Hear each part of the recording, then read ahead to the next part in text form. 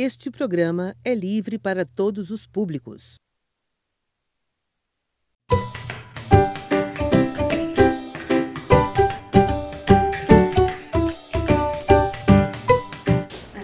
Boa tarde, gente! Nós estamos de volta com o projeto Em Cada Casa Uma Escola. Nós iremos até você, projeto da Prefeitura Municipal de Rosário, em parceria com a Secretaria de Educação. Se você quiser nos acompanhar também no YouTube, os vídeos serão postados lá no canal da CEMED Rosário MA, né? E hoje a gente está dando continuidade ao que a gente estava trabalhando nas aulas anteriores, que é pensar o que a gente está chamando de idade moderna. Até então, a gente já viu o processo de transformação do qual a Europa está passando. Falamos sobre uma transformação intelectual, falamos sobre uma transformação política e falamos sobre uma transformação comercial. A gente vai ver como essas transformações vão afetar a religião. E a partir de agora, a gente vai falar sobre o que a gente está chamando de reformas religiosas. Para a gente pensar essas reformas religiosas, a gente vai focar, primeiro, no contexto desse período. Que contexto é esse? Como é que estava o desenvolvimento dos espaços da América e da Europa, né? Na América, gente, pós grandes navegações, a gente vê a América sendo invadida por padres católicos, né? Buscando catequizar aqueles indígenas, né? Tendo novos fiéis. Na Europa, a gente vê uma mudança significativa da mentalidade das pessoas. Bora lembrar lá no Renascimento Cultural, né? No qual o mundo não necessariamente vai se centrar na mão de Deus. Pois bem, essa transformação de pensamento, eles começam a analisar e criticar sua religiosidade. E que críticas são essas, né? Quais são os motivos que levam a essas críticas à Igreja Católica? Porque a gente vai dizer que a religiosidade desse povo, em sua maioria, desses europeus, é católico, né? Pra gente falar sobre essas críticas, a primeira coisa que a gente vai dizer é quem era o clero. Bora lembrar que o clero é justamente essa hierarquia católica, né? Quem manda na Igreja Católica. A maioria dos clérigos nesse período eram indivíduos ricos, né? Por quê? Porque eles compravam cargos na igreja. E os que existiam, os padres, também tinham uma formação, uma instrução muito pouca, né? A gente tem hoje, por exemplo, um padre normalmente faz um curso de teologia e tudo mais. Nesse período aqui, não havia uma formação muito específica para padres ou para qualquer um que fizesse parte do clero católico, né? Outro tópico que era muito criticado pelas pessoas era justamente a postura do clero desde a Idade Média, né? O clero estava sempre metido em escândalos, desde falando sobre corrupção com dinheiro, desde falando sobre a vida sexual do clero, que não era para existir e existia, né? Isso, consequentemente, comprometia a postura da igreja, né? E haviam duas práticas que eram extremamente criticadas pela igreja, mas feitas pela própria, que era a simonia e a indulgência, né? O que é a simonia? A simonia é o que a gente fala de venda de relíquias supostamente sagradas. Por exemplo, bora vender um espinho da coroa de Cristo, ou um dedinho mindinho de São Francisco. Nesse sentido, muitos dedinhos mindinhos de São Francisco foram vendidos. Por quê? Porque eles eram falsificados, né? E outra coisa era a venda de indulgências. É como se você estivesse vendendo o perdão dos pecados. Quem tinha grana, pagava e recebia o seu terreninho no céu, né? Pronto para você. Isso era extremamente criticado, obviamente, pela Igreja Católica, mas também era feito ali por debaixo dos panos, né? Outra coisa que a gente tem que destacar é que nesse período, gente, a gente vê o começo do que a gente está chamando de capitalismo, né? Esse capitalismo vai estar se desenvolvendo a partir das trocas comerciais, só que a gente também vê um choque entre essa doutrina cristã católica e o capitalismo. Por quê? O capitalismo, ele quer lucro. O que a Igreja Católica condena? O lucro. Os capitalistas, os comerciantes, querem o quê? Riqueza. O que a Igreja Católica condena? Riqueza. E uma outra coisa que a Igreja Católica condena é a usura, né? Que é o ganho do dinheiro sem trabalho, né? E, obviamente, o capitalista que, por exemplo, emprestava dinheiro, ele estava ganhando grana sem necessariamente trabalhar. E isso levava diretamente ao descontentamento da burguesia. Lembrando que os burgueses eram comerciantes, né? Então a gente está vendo uma disputa, uma desavença muito grande entre a Igreja Católica e a burguesia. E qual o contexto que contribui para essas reformas protestantes, para o surgimento de princípios religiosos que vão bater de frente com as ideias católicas, cristãs católicas da época? Primeiro, havia um interesse muito grande da nobreza dela pegar de volta as terras que ela tinha doado para a Igreja Católica. Segundo, haviam críticas decorrentes dos abusos cometidos pelo clero. A gente já falou, né? Corrupção e tudo mais nesse sentido. Terceiro, havia um interesse muito grande no desenvolvimento de um comércio lucrativo. Lembra que eu falei? Os burgueses não muito felizes com a Igreja Católica? Pois bem, existe esse interesse no desenvolvimento comercial. E quarto, o humanismo, que se desenvolve lá na Idade Média, no finzinho da Idade Média, e vai crescer no Renascimento Cultural, e o antropocentrismo, eles influenciaram o pensamento da época. E é bem aí que a gente vai destacar o primeiro cara que se destaca, né, como aquele que vai bater de frente. Ele é o primeiro que bate de frente com a Igreja Católica. Eu não estou dizendo que ele é o primeiro que faz críticas à Igreja Católica. Durante a Idade Média houveram críticas à Igreja Católica, só que a Igreja Católica ainda era uma instituição muito forte. Então a maioria desses críticos foi escondida, né? Sumiram com eles. Mas aqui a gente vai destacar uma reforma que se inicia no que a gente chama hoje de Alemanha. Primeira coisa que eu vou destacar é: a Alemanha ainda não existia. Quando eu chamo de Alemanha, eu estou chamando a área que hoje é a Alemanha.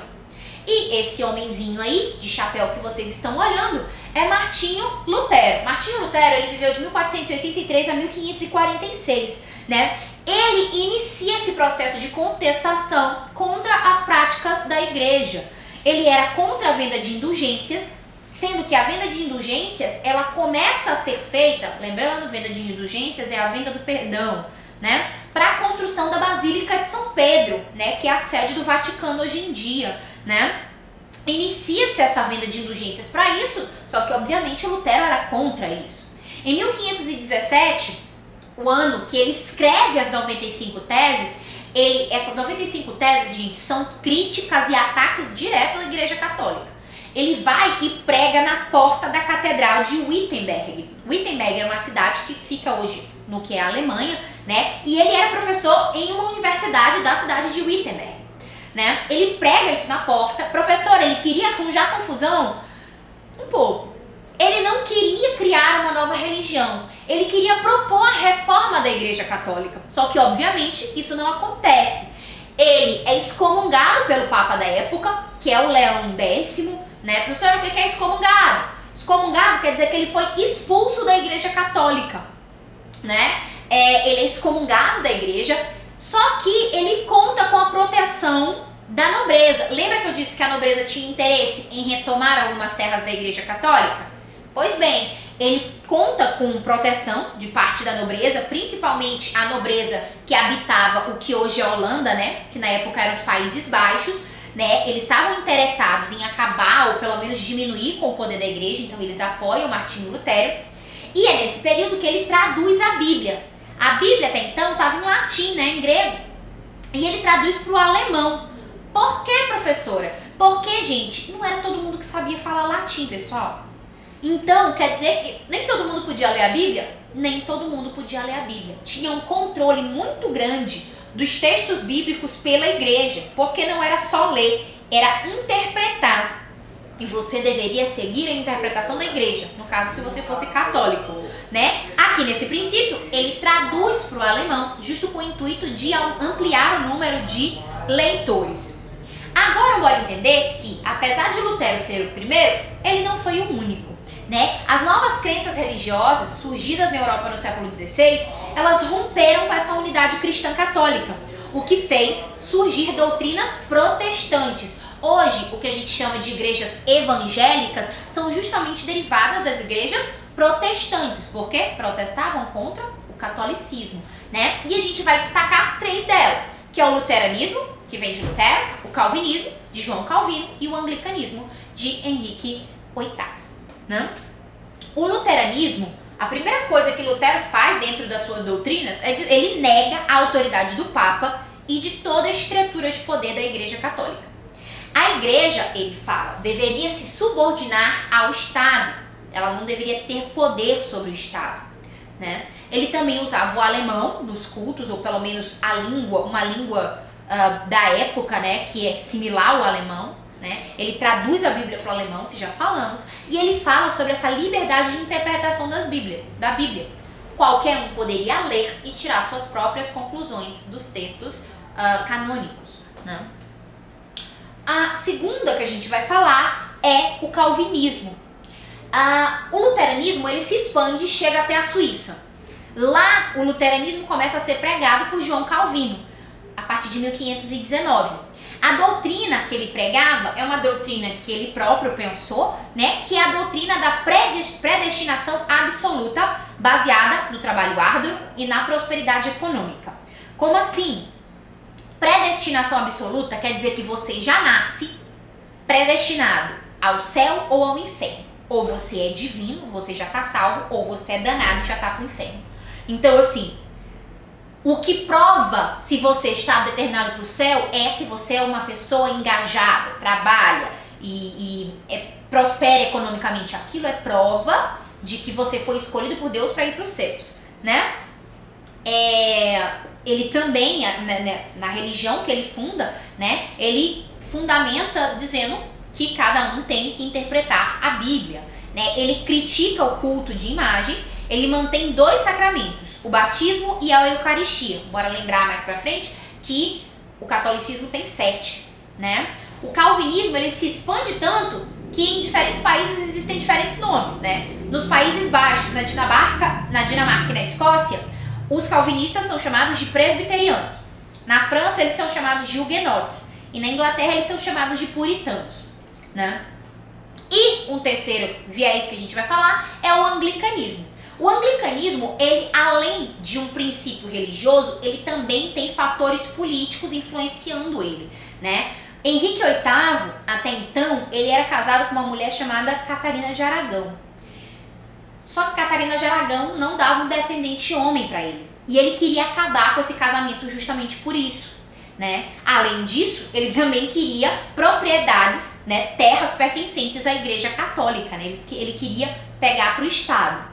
Daí, porque ele quebra os laços com a Igreja Católica e cria sua própria igreja. Dentro do anglicanismo não existe um celibato para os clérigos, né? Não há esse celibato, essa relação de não casamento, né? Não existe. Não existe uma hierarquia religiosa, apesar de que é o rei que manda no anglicanismo, né? Ele é o líder religioso. Existe também a ideia da livre interpretação da Bíblia. A subordinação da igreja ao Estado, isso aqui é bem claro, porque, como eu falei, é o rei que manda, né? Aqui eles definem a salvação pela fé, é a sua fé que define sua salvação, diferente do calvinismo. Ele também critica o culto às imagens e também mantém 2 sacramentos, o batismo e a Eucaristia. Professora, mas está surgindo novas religiões na Europa, novos princípios de percepção do cristianismo. A Igreja Católica não fez nada? Claro que não.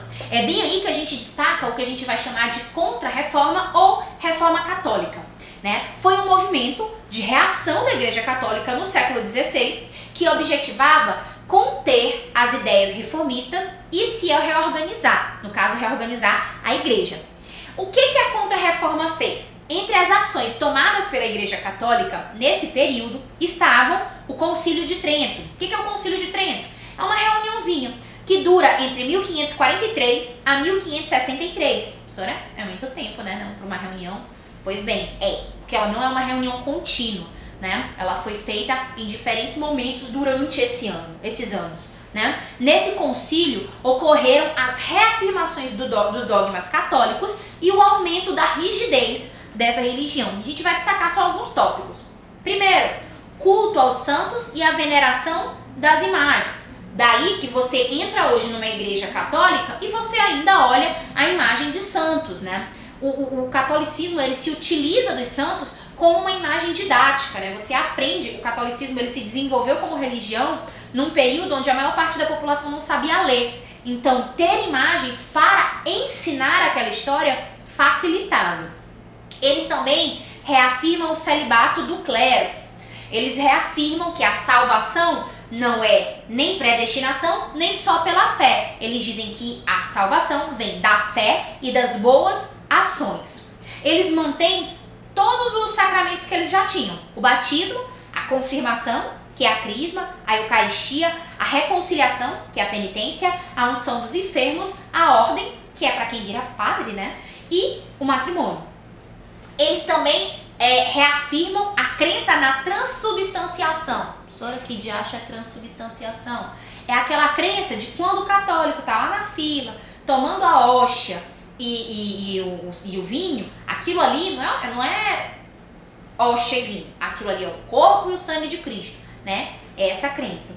A interpretação da Bíblia seria feita a partir das tradições católicas. O latim continuaria como uma língua litúrgica. E eles criam o que a gente vai chamar aqui de Index Librorum Prohibitorum. E o que acha o Index, né? O Index é uma lista de livros proibidos, né? Qualquer livro que falasse contra as ideias católicas entraria nesse Index, provavelmente seria perseguido e o autor não dificilmente poderia ser preso, né? Outras duas coisas que a gente vai destacar como reação da Igreja Católica é a criação da Companhia de Jesus em 1534 para fortalecer e expandir a fé católica, né? Os participantes da Companhia de Jesus eram chamados de jesuítas, eles ficaram conhecidos como soldados de Cristo.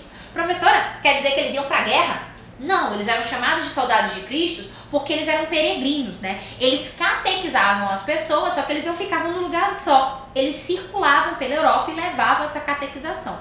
E outro tópico é a Inquisição. A Inquisição, gente, é justamente o processo de intensificação do que a gente chama de Tribunal do Santo Ofício, que é ligado, obviamente, à Inquisição.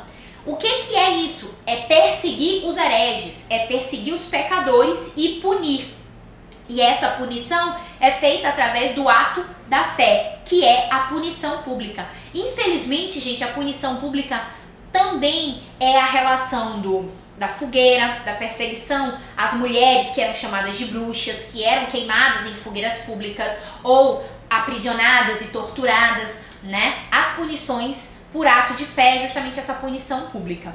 E dentro desse princípio de renovamento da Igreja Católica, a gente fecha o que a gente está chamando de reformas religiosas. No livro de vocês tem um capítulo também focado às reformas religiosas. Ele se encontra nas páginas 47 a 54. Vocês podem fazer a leitura para fixar mais o conteúdo e a gente se vê na próxima. Até!